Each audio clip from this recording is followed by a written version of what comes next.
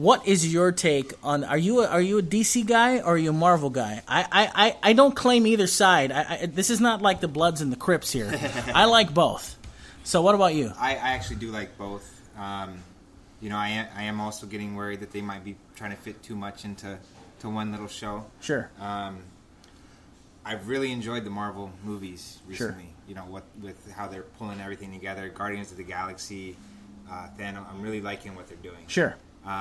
The Nolanverse, that Batman series, loved it, and I hope it does well. With 10 movies between now and 2020 from DC, right? We'll have some. There's going to be fodder for sure. Yes, we'll be able to. So hopefully, you do well in all 10. But I'm optimistically skeptical. I guess you're optimistically skeptical. Very good.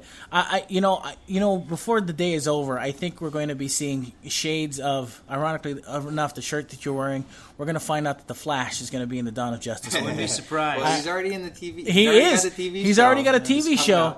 What's funny is that I've watched all of Smallville, which I thought was great.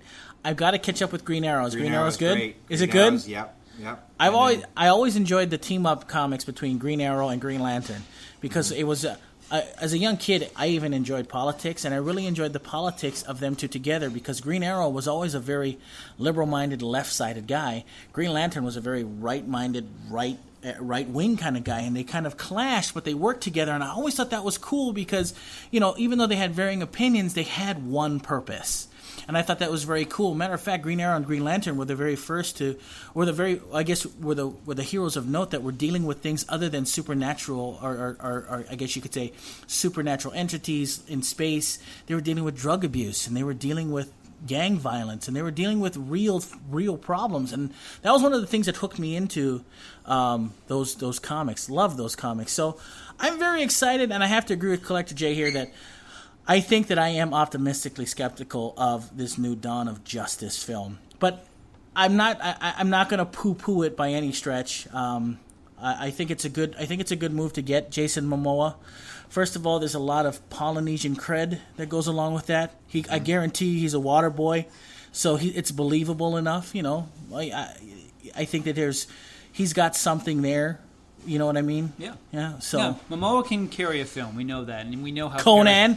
Love that movie. I think of his. My favorite scene in Bullet in the Head was his fight scene with Stallone at the end of the film. They had this axe battle at the end of the movie. Yes, It's awesome. My question though about it, and Collector Jay was very smart to bring this up. He's showing a side-by-side comparison of Jason Momoa and all these pictures of Aquaman. Now, is Momoa going to dye his hair blonde?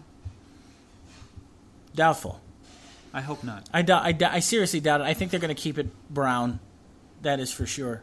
So, anyway, moving on to some more interesting news this morning.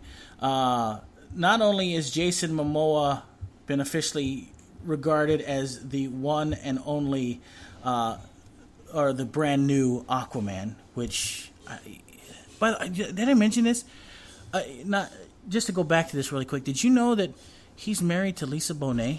No. Yeah. Wow. I didn't know that until like a week ago.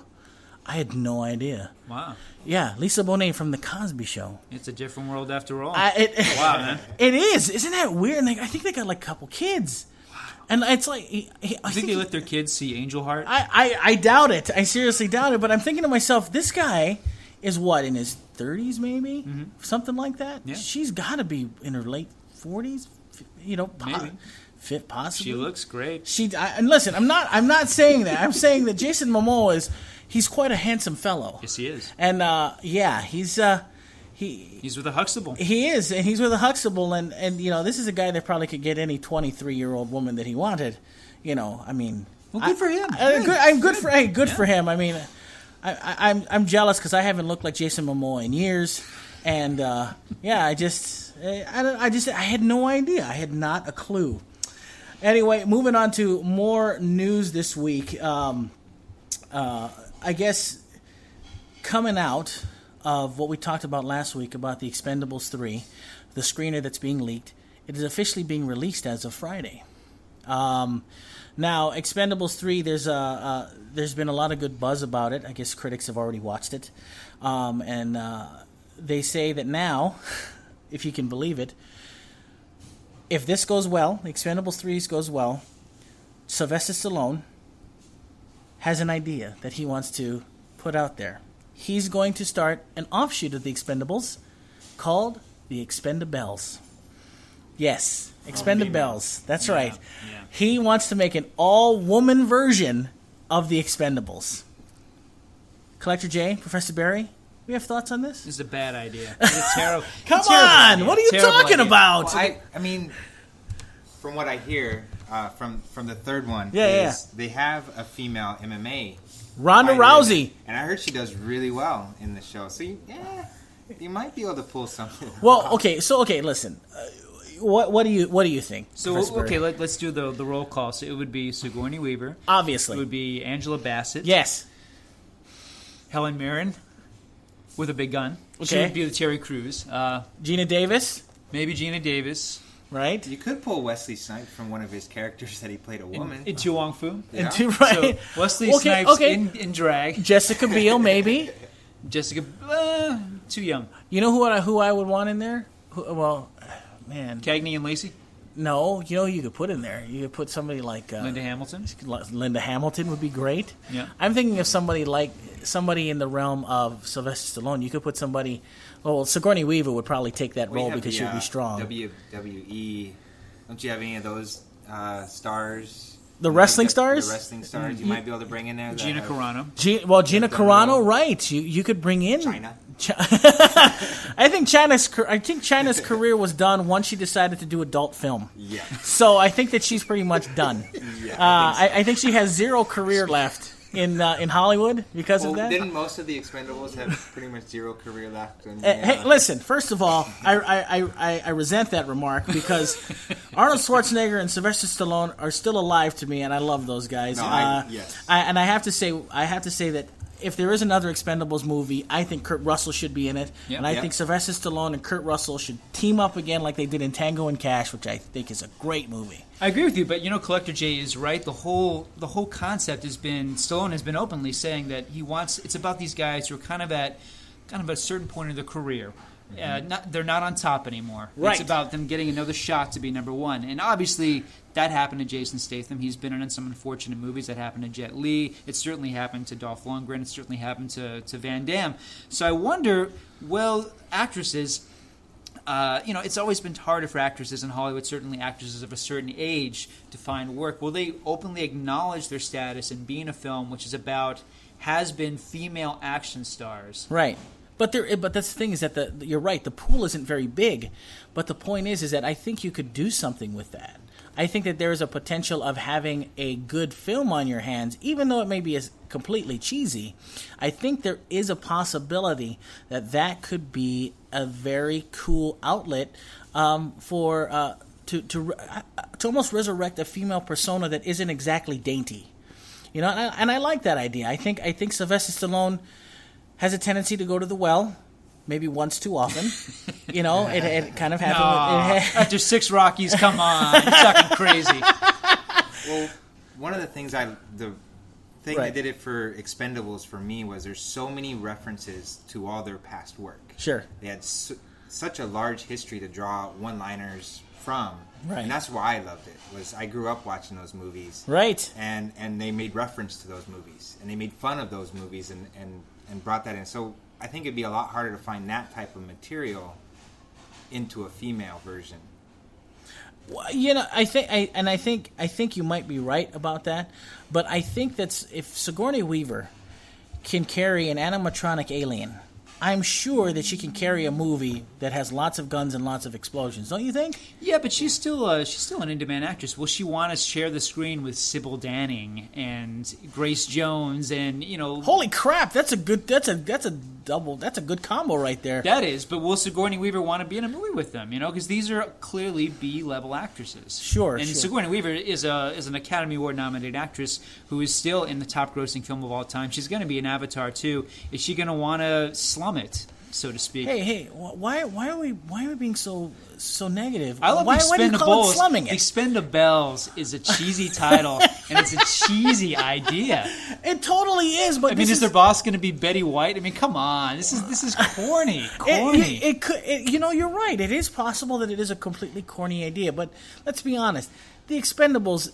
It was kind of a corny idea in and of itself. But it's a gritty movie. It's a violent, gritty, exciting action movie. Now, speaking of that, they say the new Expendables has gotten away from that gritty violence in order for a more friendly PG-13 rating this time, by the way. So we'll find out if it diminishes from, if the PG-13 rating diminishes from the action aspect of the new Expendables 3 movie. But I have to say that I am not going to poo-poo the Expendables. We may have an issue with the title, but I have to say that I can see a lot of potential in Expendables. I would go watch that movie if Sigourney Weaver was the Sylvester Stallone character. I could watch these movies.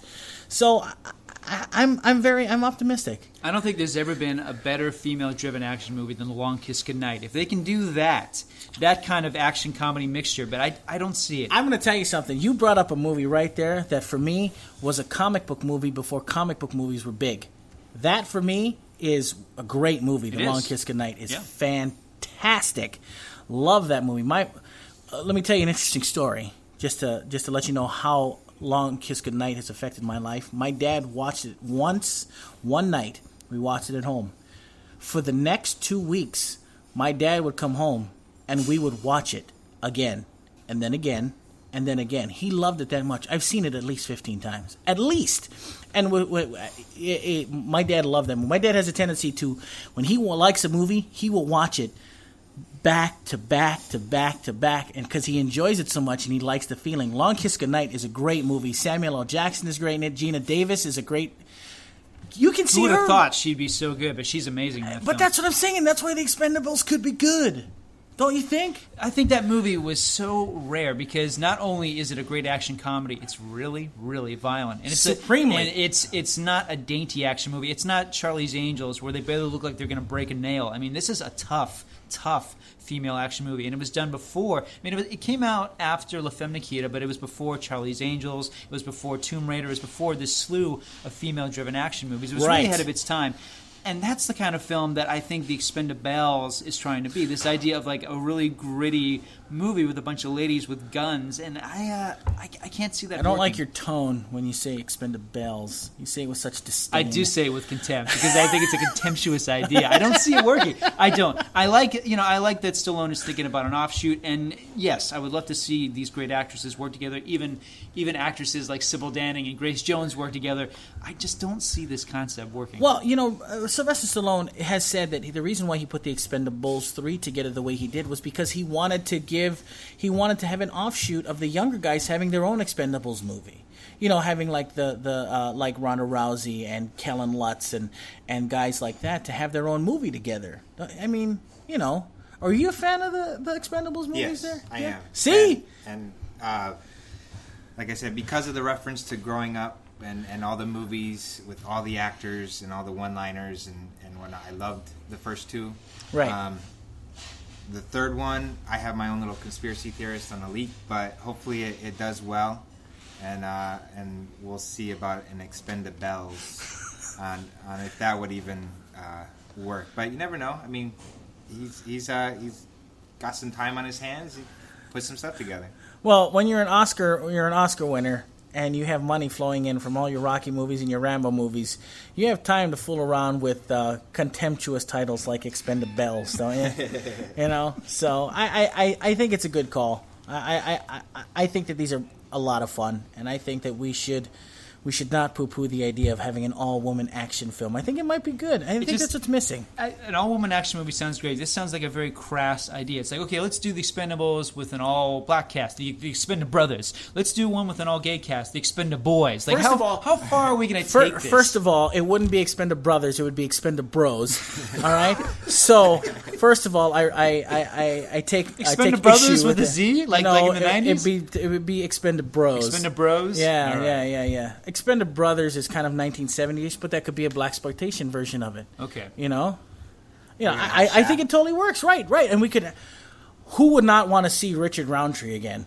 Huh? How about right? Yeah. Come on. What do you think about the Expendables with Harvey Feinstein and Rupert Everett?